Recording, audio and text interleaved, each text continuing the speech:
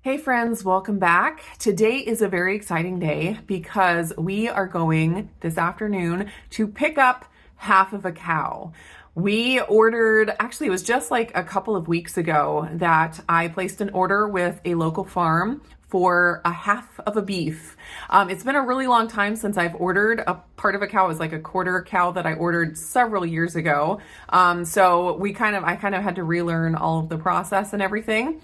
And I just thought I'd bring you along and kind of talk through what it took to order, and then take you with us when we go pick up and show you kind of how much we got. So I typically am like a bargain shopper when it comes to meat. And the way that I've been feeding my family for many years is that I will check the ads in the grocery store every week and stock up on whatever's on sale. And really, far and away, that is the cheapest way to get meat that I have found. And you'd think that going ahead and buying half of a cow, you would be getting a better deal. Like usually when you buy in bulk, you get things for cheaper than if you bought it piece by piece. But what I have found, if you are going with like a local farm, at least in my area, the end price that I am going to pay per pound for the meat that I'm getting is actually going to be more expensive than if I were to continue to just shop sales at the grocery store. Now, if I were to go to the grocery store right now and buy all of the different parts of the cow that I'm going to be getting, buying this half of a beef and paying full price for all of those in the grocery store, then maybe I would save some money. Because if you're going and paying full price at the grocery store, it can be very expensive. And because we have freezers at home and lots of space, I just never do that unless I'm like trying to make some really specific recipe that I need something right away for. Otherwise, I just go and I stock up on whatever's on sale and I keep it in my freezer, and then I have stuff to draw from. So buying this half of beef is not going to end up being cheaper for us, or a cheaper way for us to get meat than we have been. So why am I doing it? There's a few reasons. One is that I would love to stay as local as possible with our food consumption. And we probably won't ever get to where 100% of our food is coming from this very small area where we live. I mean, we do enjoy the variety of getting things from other places that they grow, where they grow better and all of that. But moving that direction, I think, is a positive thing. So finding a farm that's, about 30 minutes from us, and being able to get our cow and our beef from there is just a positive step for us. Another reason that we went ahead and bit the bullet and got the half a beef is that it's a one and done thing. We pick up our however many pounds of meat it ends up being, and we have them in the freezer, and I don't have to as often check the ads at the grocery store and be driving to the grocery store every single week in order to get the deals. So it saves some time, it saves some gas, and it's just a convenience. And then probably the biggest reason that we decided to go ahead and get the side of beef is for taste and flavor. And when you get a fresh local cow, oftentimes it can just be really good quality. I don't think grocery store meat necessarily is bad quality, but it can be hit or miss. And just knowing the source of the animal, like knowing that they were well cared for from a well-established farm with, lots of recommendations from people in your area, I'm just looking forward to getting a really nice and tasty side of beef. I think we're just going to enjoy it. So real quick, the process that I went through to find this farm is basically I just went on a Facebook page that's for a town in my area, and just wrote a post saying, does anybody have any recommendations of where to get beef? Now, I did prefer actually to get something that was not 100% grass-fed and finished.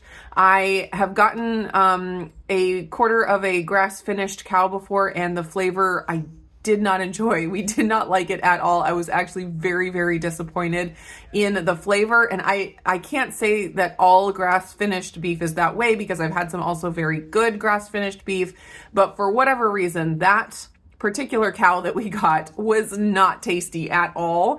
And it made me, shy away from like dropping that amount of money on grass finished beef again, not knowing if it was going to be a tasty one or a not as tasty one. And so what we opted for was a farm that does grain feed their beef, but at a lot lower amount than typically a grain fed cow would get. Now, all cows get grass at certain points in their life and usually through their entire life. But this cow and this farm that we ordered from, they feed grain at certain specific times, like at weaning, and supplement with grain, but a lot less than would be for a typical grain-fed cow. So I thought it was kind of a happy medium between the 100% grass finished and just the regular grocery store grain finished. So when I posted on the Facebook page, I actually got a ton of responses from people either recommending farms or from people that raise beef themselves. And the majority of the recommendations that I got were from people raising cows that did not have a website, that did not have any like outside advertisement where you could just search and find. So if you search on Google for a ranch or a farm to get grass-fed beef, there are some options, but what I found was they're typically a lot more expensive, and that just makes sense because money goes into advertising and into running a website and all of that. So if you're able to find a farm that's,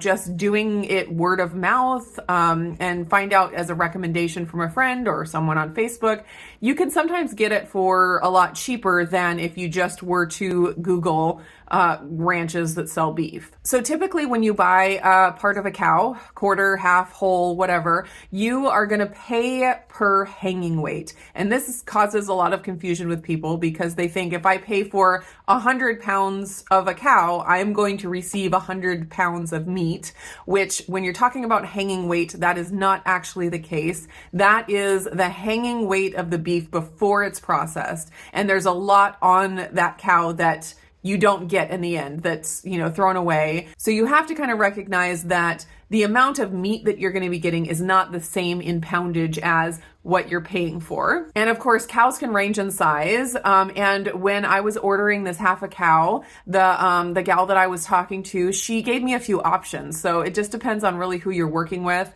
They were somewhere between 250 pounds to 360 pounds. And I ended up going towards the bigger end because we have a lot of kids and I know we can eat the meat. So we got 360 pounds of meat hanging weight. And I don't know if I'll be able to measure or weigh all of the meat that we get just to see how many pounds of meat that is. But I know there's some estimations online that you can find, like if this much of hanging weight, how much meat am I actually going to get? And the price that they charge is $3.70 per pound for the hanging weight. And then you pay the butcher also. So for the butcher fee, it was $1.10 per pound that we're paying. So I placed my order with the rancher and she got me set up with my half of beef. And then they sent the cow once it was dispatched to the butcher. And then at that point, I was to call the butcher and give them my cutting instructions. So that was super easy. The butcher that I talked to, super nice and super easy, just made the process really simple.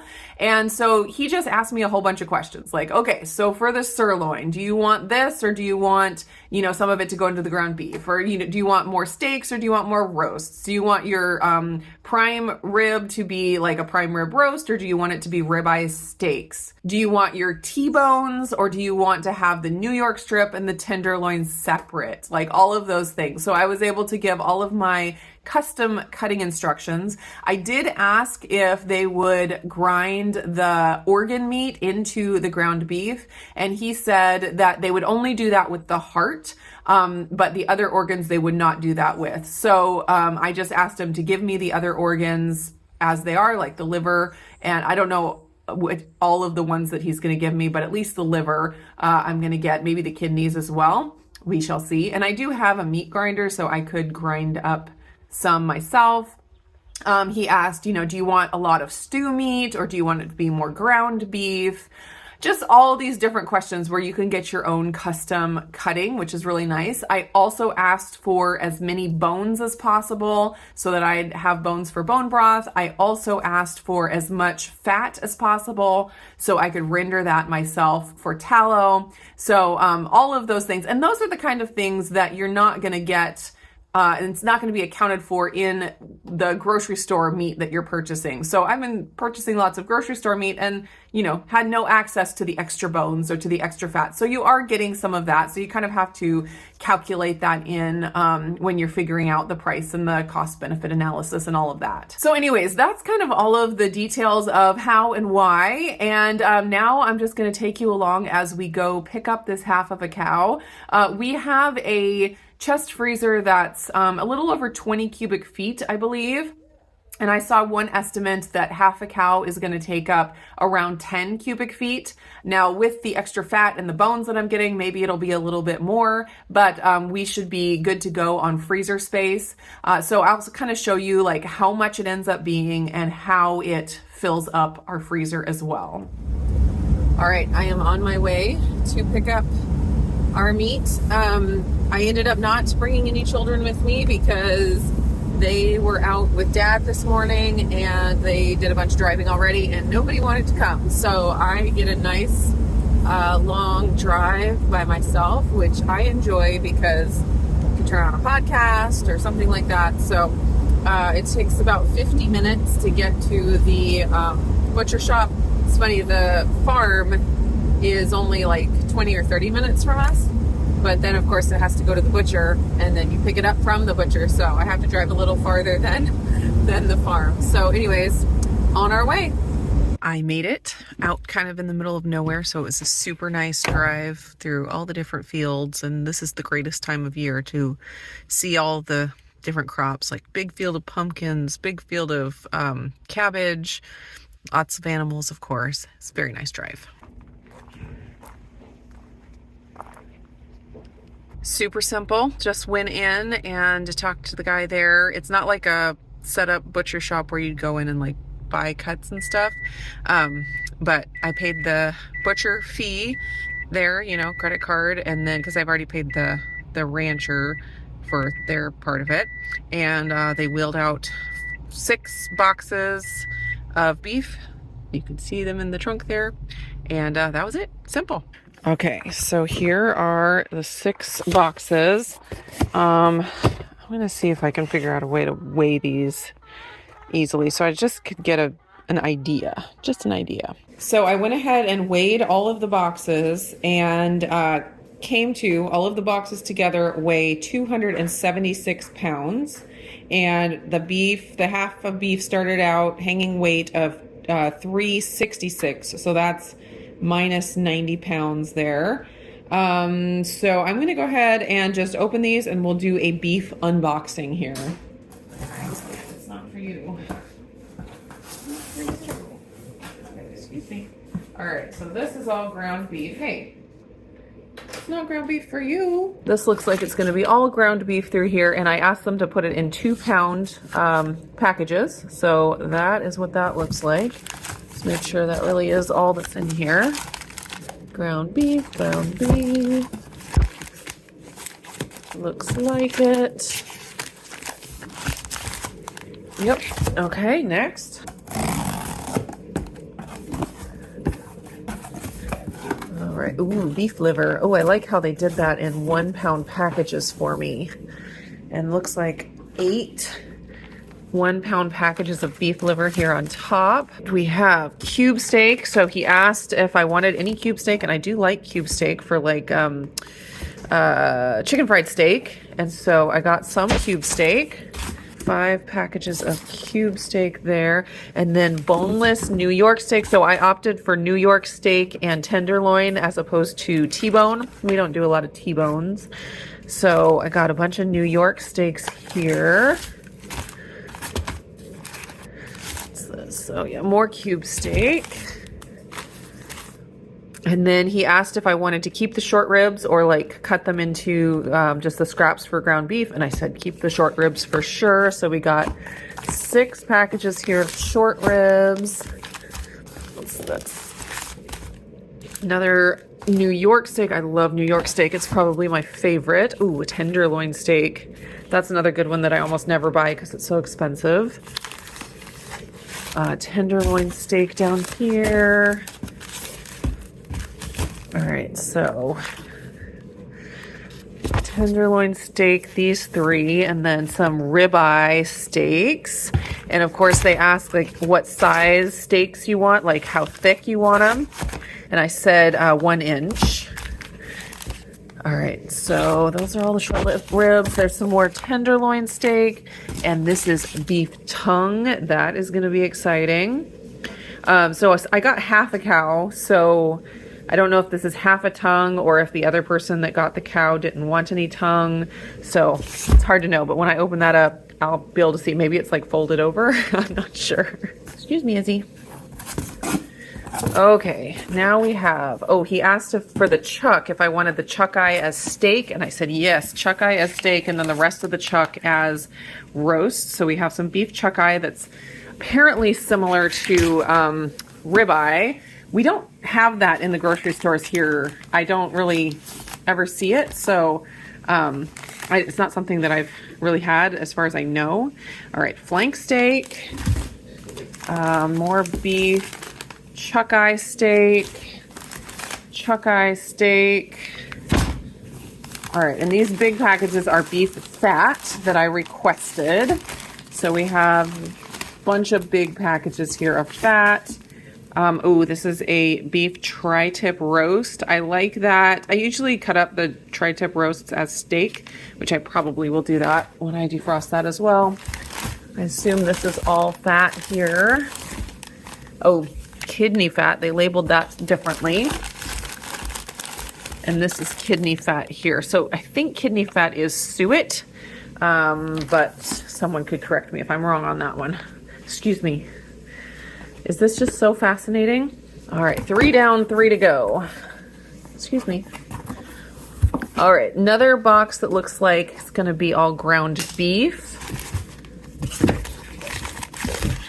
Yep. Ground beef all around. Yep. All right, looks like some roasts in here. Izzy, out. Beef top round roast, a couple of them. Beef eye of round roast, top round roast, top round roast, chuck roast, eye of round roast, which I'll probably cut and make into jerky. Beef cross rib roast, chuck roast, and beef brisket. So that's a big beef brisket down there, which I'm gonna have to figure out how to cook exactly. And last box, we have ribeye steaks. Oh yes. And he asked if I wanted bone-in or boneless ribeyes, and I said bone-in. And I said 2 steaks per package, so got 2 in there. 1, 2, 3, 4 ribeye packages. And then, another one ribeye. Just 1 steak in there, I think. Top sirloin steak, 6 of those. Skirt steak, a couple of skirt steaks.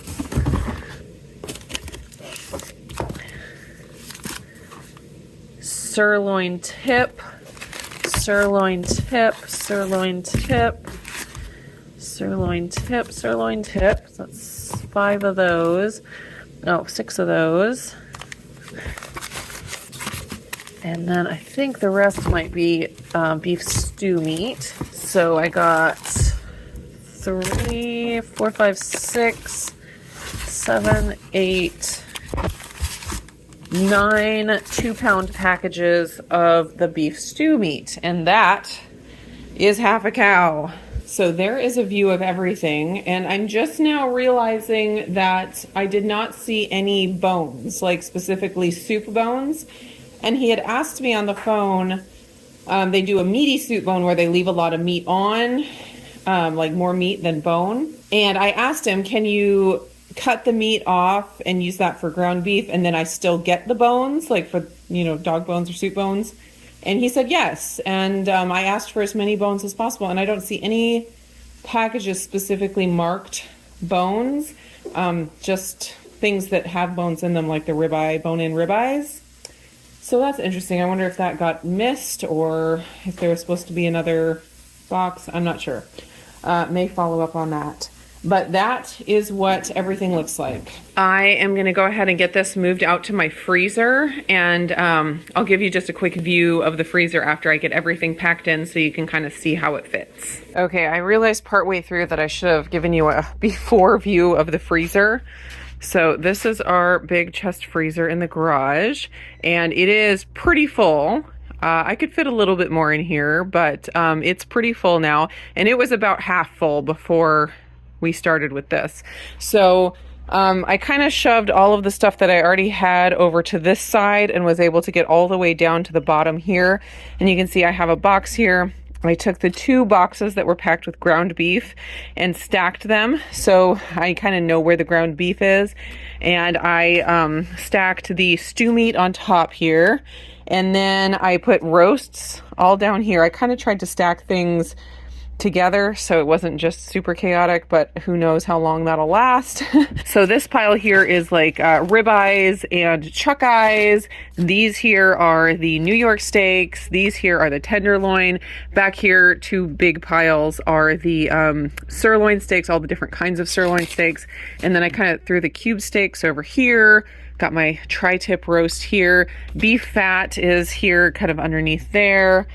Short ribs are all stacked right here. And then I put my liver, beef liver here, and the beef tongue is down there as well. So those are all together.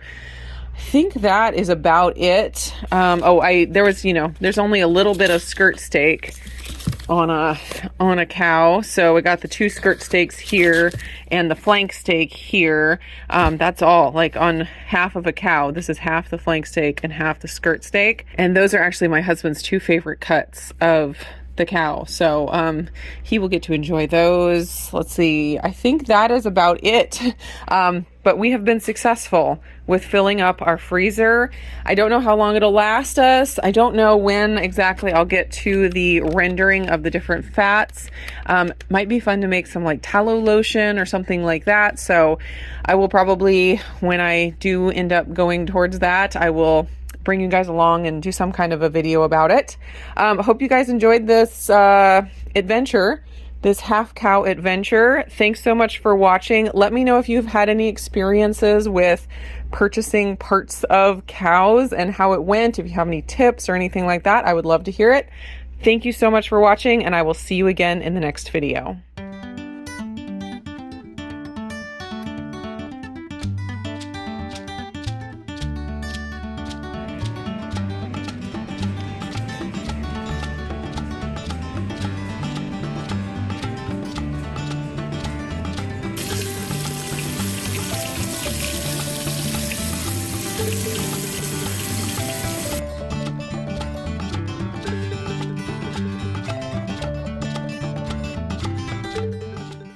Trying beef tenderloin.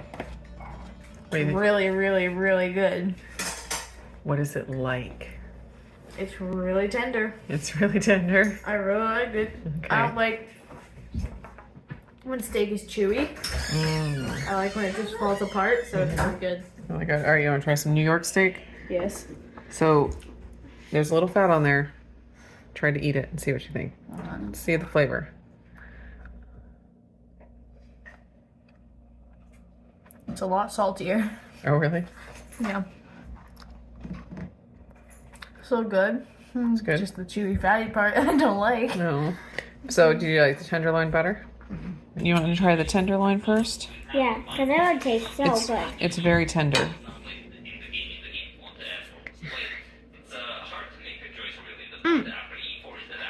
What's it like? This is good. Just It's good? super good. Super. Okay, that's the tenderloin. Now you want to try a New York steak? No, Which one do you like better, the tenderloin or the New York steak? this one. That one you like best? Okay.